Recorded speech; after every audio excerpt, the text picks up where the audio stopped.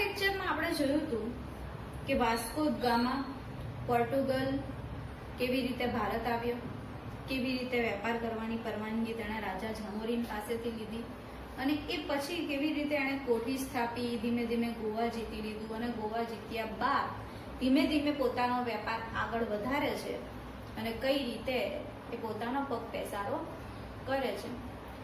હવે એ પોર્ટુગીઝ સત્તાનો અંત કઈ રીતે આવે છે એ જોઈશું.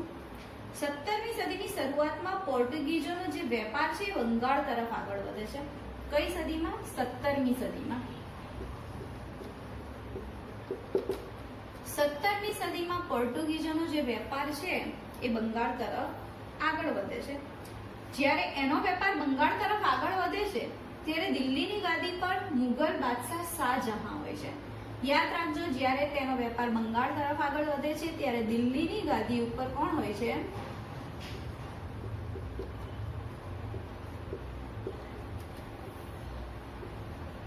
મુગલ બાદશાહ શાહજહાં હોય છે. દિલ્હીની ગાદી પર કોણ હોય છે તે યાદ રાખજો, મુગલ બાદશાહ શાહજહાં હોય છે. બંગાળમાં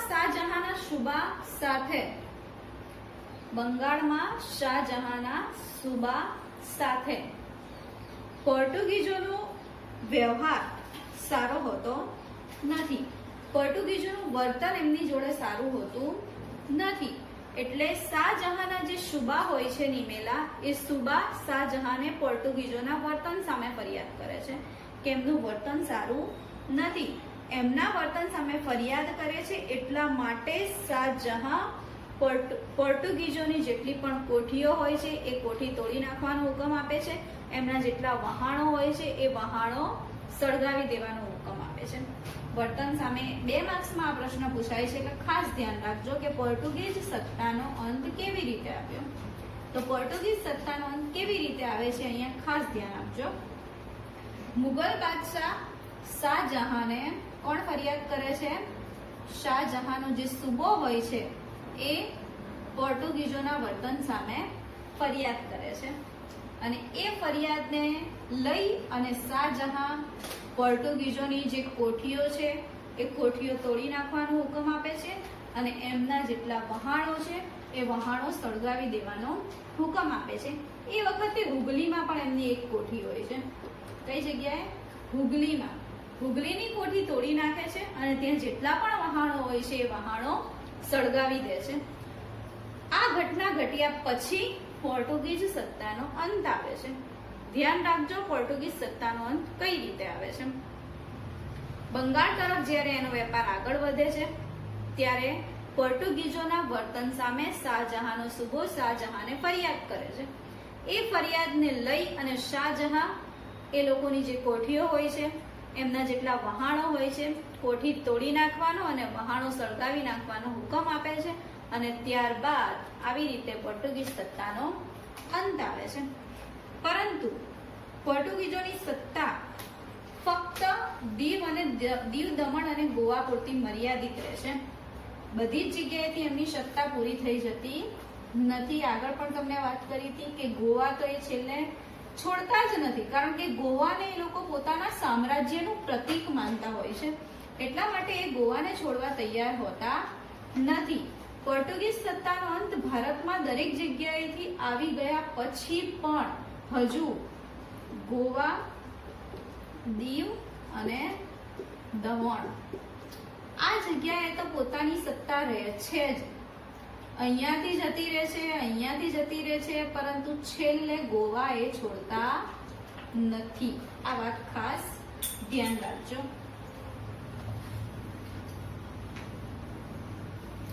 હવે આપણે જોઈશું કે પોર્ટુગીઝો પછી કોણ આવે છે, કઈ પ્રજા આવે છે. પોર્ટુગીઝ સત્તાનો અંત થાય છે. યુરોપની ઘણી બધી પ્રજાઓ છે કે એ ભારતની ચીજ વસ્તુઓ માટે એમને ભારતની ચીજ વસ્તુઓ વગર ચાલે એમ હતું નહીં. એટલા માટે તેઓ ભારત આવતા અને ભારતમાંથી પોતાની આ બધી ચીજ વસ્તુઓ જે આગળ મેં તમને વાત કરી હતી એ બધી જ ચીજ વસ્તુઓ પોતાના દેશમાં લઈ જતા હતા. એટલે એવું નથી કે ખાલી પોર્ટુગીઝો જ ભારત આવ્યા હતા, એવું નથી. બીજી ઘણી બધી પ્રજાઓ ભારત આવી હતી. પોર્ટુગીઝો પછી આપણે જોઈએ કે કઈ પ્રજા ભારતમાં આવી. પોર્ટુગીઝો જાય છે પછી ડચ લોકો આવે છે. કયા લોકો આવે છે? ડચ લોકો, જે હોલેન્ડના નિવાસી હોય છે. ક્યાંના નિવાસી હોય છે? હોલેન્ડના. હાલ આપણે તેને નેધરલેન્ડ તરીકે ઓળખીએ છીએ.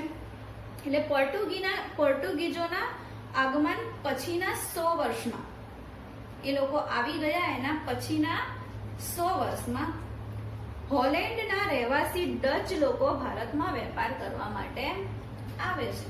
યાદ રાખજો, પોર્ટુગીઝો પછીના 100 વર્ષમાં ડચ લોકો જે હોલેન્ડના હોય છે તેઓ ભારતમાં વેપાર કરવા માટે આવે છે. આગળ આપણે જોયું કે પોર્ટુગલના પોર્ટુગીઝો આવ્યા, અહીંયા હોલેન્ડના ડચ લોકો ભારતમાં વેપાર કરવા માટે આવે છે. વેપાર કરવા માટે આવ્યા પછી બધા જ લોકો સૌથી પહેલા તો વેપાર કરવા માટે જ આવે છે, પરંતુ અહીંની જે સમૃદ્ધિ હોય છે એ સમૃદ્ધિ જોયા પછી એમની દાનત ધીમે ધીમે બગડે છે અને પછી તેઓ ભારત ઉપર કબજો જમાવવા જાય છે. એવી જ રીતે ડચ પ્રજા પણ સૌથી પહેલા એમનો ઉદ્દેશ હતો વેપાર કરવાનો. વેપાર કરવા માટે એ સૌથી પહેલા આવી.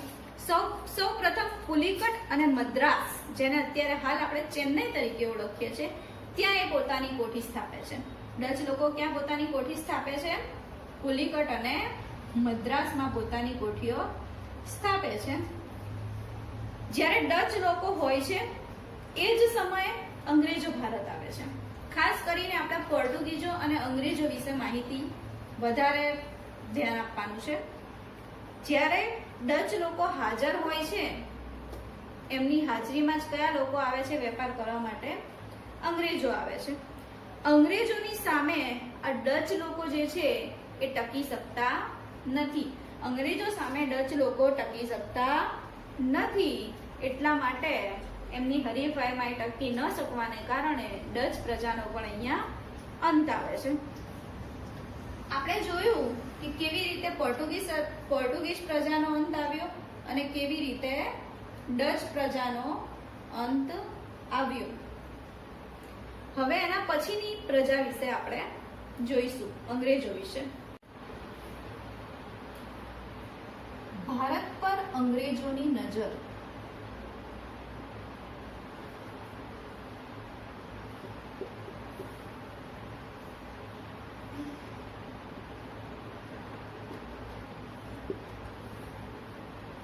જોઈએ આપણે કે ભારત પર અંગ્રેજોની નજર કેવી રીતે રહી, કેવી રીતે પગ પેસારો કર્યો, કેવી રીતે સત્તા સ્થાપી અને કેવી રીતે વર્ષોના વર્ષ આપણી ઉપર રાજ કર્યું.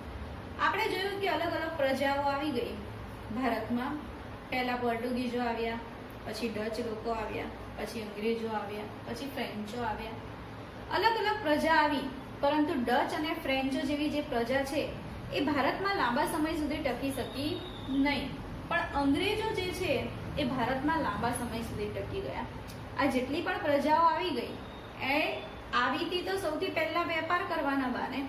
વેપાર કર્યા પછી, વેપાર ઘણા વર્ષો સુધી ભારતમાં ચલાવ્યા પછી એને ખ્યાલ આવે છે કે ભારતની જે પ્રજા છે એ સાવ ભોળી પ્રજા છે, એ કંઈ બોલે એમ છે નહીં. તેથી એનો લાભ ઉઠાવી ને તેઓ ધીમે ધીમે ભારત ઉપર પોતાનો કબજો જમાવ્યો અને ભારતમાં પોતાનો પગ પેસારો કરી દીધો વેપારના બહાને. અને વેપારના બહાને તેઓ પોતાના દેશને સમૃદ્ધ બનાવતા રહ્યા. હવે આપણે જોઈએ કે હિન્દુસ્તાન સાથે વેપાર કરી અને ધનવાન થવાની ઈચ્છા અનેક વેપારીઓને હતી. અનેક વેપારીઓ એવા હતા કે જેને ભારતની જે સમૃદ્ધિ હતી એનાથી આકર્ષાઈ ગયા હતા અને હિન્દુસ્તાન સાથે એમનો વેપાર કરવો હતો અને હિન્દુસ્તાન સાથે વેપાર કરી અને પોતાના દેશને તેઓ સમૃદ્ધ બનાવવા માંગતા હતા અથવા તો ધનવાન બનાવવા માંગતા હતા. એમાં ઈસવીસન 1600માં ઇંગ્લેન્ડની રાણી એલિઝાબેથના સમયમાં બ્રિટિશ ઈસ્ટ ઇન્ડિયા કંપનીની સ્થાપના થાય છે. ક્યારે? ઈસવીસન 1600માં ઇંગ્લેન્ડની રાણી એલિઝાબેથના સમયમાં બ્રિટિશ ઈસ્ટ ઇન્ડિયા કંપનીની સ્થાપના થાય છે.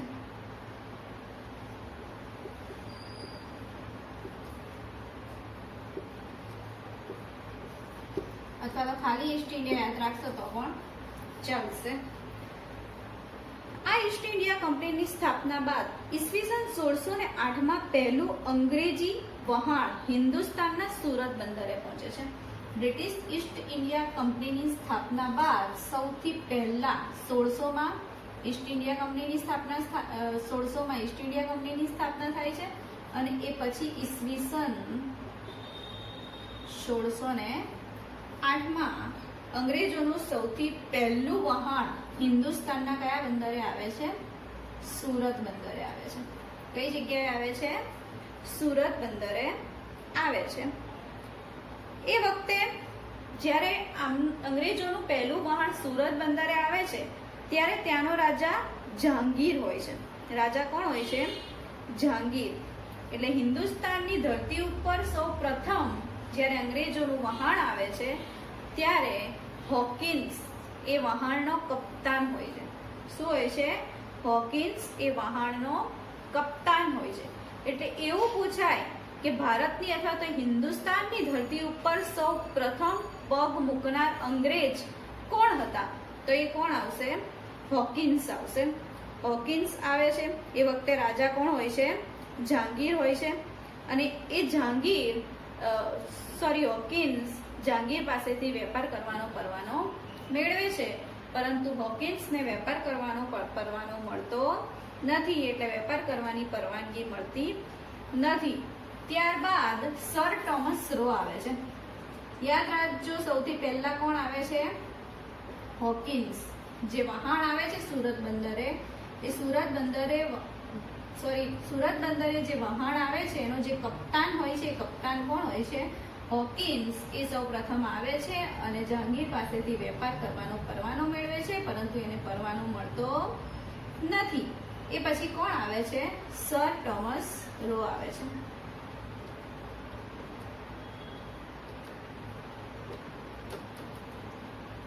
સર ટોમસ રો આવે છે. એ જહાંગીર પાસેથી સુરતમાં વેપારી કોઠી સ્થાપવાની પરવાનગી લઈ લે છે. હોકિન્સ આવે છે, પરંતુ હોકિન્સને જહાંગીર પાસેથી વેપાર કરવાની પરવાનગી મળતી નથી. એના પછી આવે છે સર ટોમસ રો, અને સર ટોમસ રો જહાંગીર પાસેથી વેપારી કોઠી સ્થાપવાની અથવા તો વેપાર કરવાની પરવાનગી મેળવી લે છે. અને ત્યાર પછી દિલ્હીની સત્તા શાહજહાં પાસે આવી જાય છે. જહાંગીર પછી દિલ્હીની સત્તા કોની પાસે આવે છે? શાહજહાં પાસે આવે છે. શાહજહાંએ અંગ્રેજોને બંગાળમાં વેપાર કરવાની છૂટ આપે છે. શાહજહાં દિલ્હીની ગાદી પર આવે છે ત્યારે શાહજહાં અંગ્રેજોને બંગાળમાં વેપાર કરવાની છૂટ આપે છે. અહીંયા અંગ્રેજોને જેવું જોઈએ છે એવું જ મળી જાય છે. એમને ધીમે ધીમે જેમ પગ પેસારો કરવો છે એ પગ પેસારો હવે ધીમે ધીમે થઈ રહ્યો છે એમનો, અને એમને પરમિશન પણ મળી જાય છે વેપાર કરવાની અને પોતાની કોઠીઓ સ્થાપવાની. હવે આગળ જોઈએ આપણે.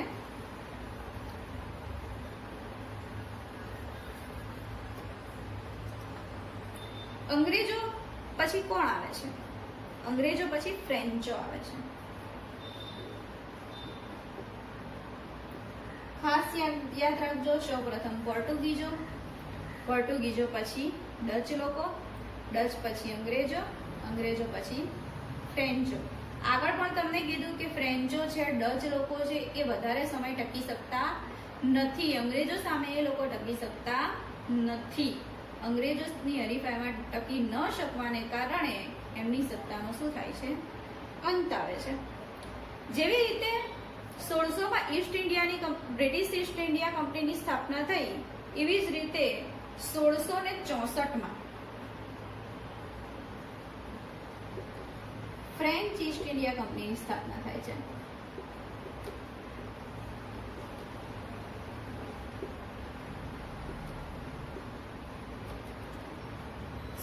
માં ઈસ્ટ ઇન્ડિયા કંપની એક માર્ક્સમાં પૂછાઈ શકે, જોડકામાં પૂછાઈ શકે, એટલા માટે ખાસ ધ્યાન આપજો.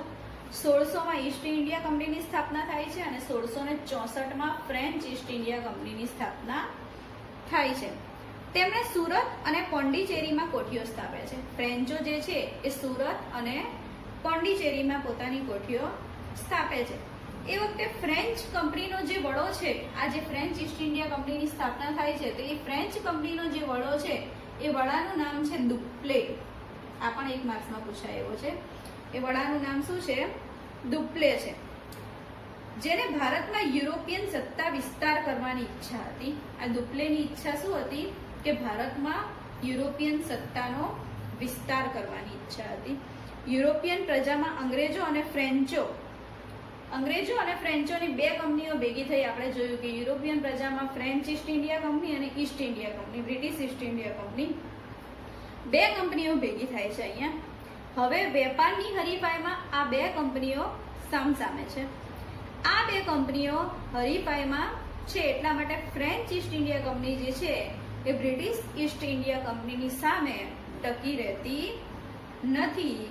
તેથી છેલ્લે તકરારો થાય છે, લડાઈઓ થાય છે અને છેવટે અંગ્રેજો સફળ થાય છે અને ફ્રેન્ચ ઈસ્ટ ઇન્ડિયા કંપનીનો અંત આવે છે. ટૂંકમાં ફ્રેન્ચોનો પણ અંત આવે છે.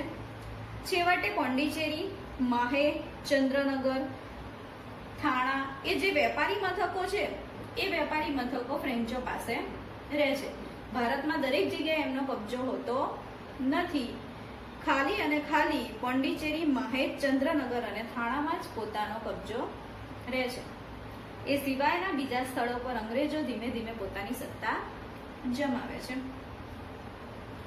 એના પછી